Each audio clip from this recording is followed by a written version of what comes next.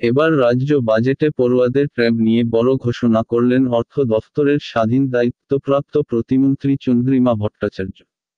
তিনি জানিয়েছেন, তরুণের স্বপ্ন প্রকল্পের জন্য 10,000 টাকা করে দেওয়া হয়। দ্বাদশ শ্রেণীর পড়ুয়ারা ট্যাব কেনার জন্য পান। এবার একাদশ শ্রেণী থেকেই সেই টাকা দেওয়া হবে।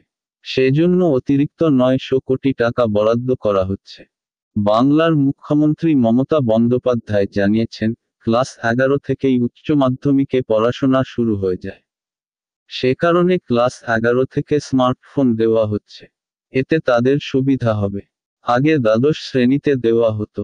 অর্থাৎ এবার আর সরকারি ট্যাব পাওয়ার জন্য দ্বাদশ শ্রেণীতে ওঠা পর্যন্ত অপেক্ষা করতে হবে না।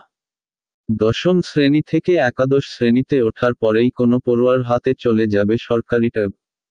নিঃসন্দেহে বাংলার লক্ষ লক্ষ পড়ুয়ার মুখে হাসি ফোটাল রাজ্য বাজেটের এই ঘোষণা। এক কথায় বিরাট ঘোষণা। এদিকে সময়ের সঙ্গে তাল মিলিয়ে অনেকেই এখন প্রযুক্তির উপর নির্ভরশীল। অতিমারিতে যখন অনলাইনে ক্লাস চলছিল তখন ট্যাবের প্রয়োজনীয়তা ছিল প্রশ্নাতীত। কিন্তু তারপরেও প্রকল্পটিকে বজায় রেখেছে রাজ্য সরকার। এবার দেখা যাচ্ছে রাজ্যে বাজেটে এই ট্যাব দেওয়ার জন্য বিশেষ ঘোষণা করা হলো। অর্থ দফতরের স্বাধীন দায়িত্বপ্রাপ্ত প্রতিমন্ত্রী চন্দ্রিমা ভট্টাচার্য তিনি জানিয়েছেন, তরুণের স্বপ্ন প্রকল্পের জন্য 10,000 টাকা দেওয়া হয়। দ্বাদশ শ্রেণীর পড়ুয়ারা ট্যাব কেনার জন্য পান। এবার একাদশ শ্রেণী থেকেই সেই টাকা দেওয়া হবে। সেজন্য অতিরিক্ত 900 কোটি টাকা বরাদ্দ করা হচ্ছে। এদিকে বিভিন্ন সময় দাবি করা হয় রাজ্যের কোষাগারে বিপুল টানাটানি। তবে সেই টানাটানির সংসারেও এবার ট্যাব কেনার জন্য খরচ করা হবে 900 কোটি টাকা।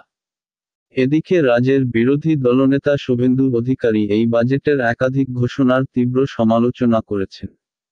এই বাজেটকে চমকের বাজেট বলে উল্লেখ করেছেন তিনি। তবে একাদশ শ্রেণী থেকে ট্যাব দেওয়ার ব্যাপারে আগে থেকেই প্রস্তুতি চলছিল। করোনা পরিস্থিতিতে উচ্চ মাধ্যমিক পরীক্ষার প্রস্তুতিতে দ্বাদশ শ্রেণীর পড়ুয়াদের ট্যাবের জন্য একক উদ্ধৃতি চিহ্ন তরুণের স্বপ্ন একক উদ্ধৃতি চিহ্ন প্রকল্প চালু করা হয়েছিল। এর মাধ্যমে ওই টাকা অ্যাকাউন্টে দেওয়া শুরু হয়। তখন অনলাইন ক্লাস হতো। এই ট্যাব বা স্মার্টফোন ভরসা ছিল পড়ুয়াদের কাছে। এখন সব ক্লাস অফলাইনে হয়। তারপরও এখন ট্যাবের জন্য টাকা দেওয়া হবে। এদিকে আগেই শিক্ষা দফতর বিজ্ঞপ্তি দিয়ে জানিয়েছিল, একাদশ শ্রেণীর পড়ুয়াদের ব্যাংকের যাবতীয় তথ্য দ্রুত জেলা স্কুল পরিদর্শকের ডিআই মাধ্যমে পাঠাতে হবে। তবে এবার রাজ্য বাজেটে সেই ট্যাব দেওয়ার কথা ঘোষণা করে দিল।